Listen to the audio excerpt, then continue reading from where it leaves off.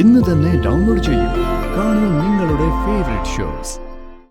അമ്മേ, അച്ഛൻ വൈകുന്നതുകൊണ്ട് അമ്മ വെറുതെ ഓരോന്ന്. ശരവണൻ നമ്മളോട് പറഞ്ഞതൊക്കെ സത്യമാണോ മോളെ? നീ വിശ്വസിക്കുന്നുണ്ടോ അതൊക്കെ? അങ്ങനെ ചോദിച്ചാ ഇല്ല. അവൻ പറഞ്ഞതും മുഴുവനും കള്ളോ? അവനെ ആരോ പഠിപ്പിച്ചു വിട്ട കള്ളം. എന്റെ മുൻപിൽ പോലും അവൻ കള്ളം പറയുന്നുണ്ടെങ്കിൽ അത് രഘുവേട്ടൻ അവനെ കൊണ്ട് പറയിപ്പിച്ചതായിരിക്കും അല്ലേ? അച്ഛൻ എന്തിനാ അങ്ങനെ ചെയ്യുന്നേ? ശരവണ്ണൻ എന്തിനാ ഇതിനൊക്കെ കൂട്ടു നിൽക്കുന്നേ? ഈ ചോദ്യങ്ങൾക്കൊന്നും നമുക്ക് ഉത്തരമില്ലല്ലോ അമ്മേ.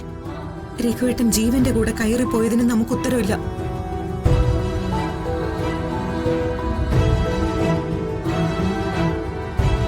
കൂടെ നിൽക്കുന്നവർ ചതിക്കുന്നത് എനിക്കിപ്പോ ശീലമായിട്ടുണ്ട്. ആദ്യം ജീവൻ, അത് കഴിഞ്ഞ് തള്ളി പറയാൻ ജ്യോതി. ഇനി രഘുവേട്ടൻ കൂടി എന്തെങ്കിലും ചെയ്യാനുണ്ടെങ്കിൽ ആയിക്കോട്ടെ. അമ്മേ, ഒരു ദിവസം പെട്ടെന്ന് ഉത്തര എന്നൊരു പെൺകുട്ടി എന്റെയും ഹരിയുടെയും ജീവിതത്തിലേക്ക് കയറി വന്നപ്പോ എനിക്ക് ചില പ്രശ്നങ്ങളുണ്ടായിരുന്നു.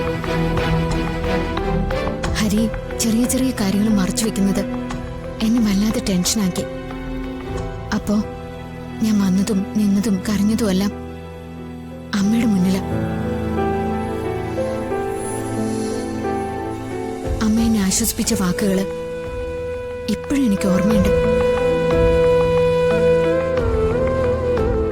അന്നത്തെ എന്റെ പ്രശ്നം തന്നെയാ അമ്മയ്ക്ക്.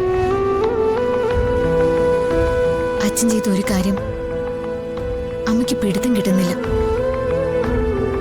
പറഞ്ഞിട്ട് കാര്യമില്ല. എല്ലാം ഷെയർ ചെയ്യുന്ന രണ്ടുപേർക്കിടയില് അങ്ങനെ രഹസ്യം വരാൻ പാടില്ലാത്തതാ. അച്ഛൻ വരുമ്പോ മനസ്സിൽ തോന്നിയ വിഷമം അമ്മ ഇങ്ങ് തുറന്നു പറഞ്ഞാൽ മതി. അച്ഛൻ അതിന് പരിഹാരം കണ്ടോളും. ഇല്ല മോളെ, മനസ്സിൽ ചില തോന്നലുകൾ വന്നു കഴിഞ്ഞാൽ അത് പെട്ടെന്നൊന്നും അങ്ങ് പോവില്ല. എന്റെ ജീവിതത്തിൽ ഞാൻ പേടിച്ച പല കാര്യങ്ങളും പിന്നീട് സത്യമായി എന്റെ മുൻപിൽ വന്നിട്ടുണ്ട്. അച്ഛനെ കുറിച്ച് ഇങ്ങനെയൊക്കെ ചിന്തിച്ചാ കുറച്ചു കഴിഞ്ഞ് അച്ഛൻ വരുമ്പോ അമ്മയ്ക്ക് വേദനിക്കേണ്ടി വരും കേട്ടോ. ഞാൻ പറഞ്ഞില്ലെന്ന് വേണ്ട. അച്ഛൻ അമ്മയോടുള്ള സ്നേഹം എനിക്കറിയാം. നമ്മളെ കാണാതായ 8 വർഷം ഒരു ഭ്രാന്തനെ പോലെ അലഞ്ഞ മനുഷ്യന്. ശരി, അച്ഛൻ വരട്ടെ. ഞാൻ ചോദിക്കാൻ മറന്നാലും നീ ചോദിക്കണം കേട്ടോ.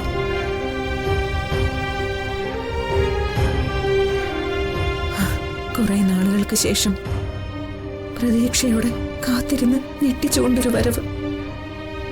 വെറും ഒരു ഞെട്ടലല്ല, ശ്വാസം തന്നെ നിലച്ചു പോകുന്നൊരു ഞെട്ടൽ. അതാണ് അച്ഛൻ ഉണ്ടാക്കിയത്.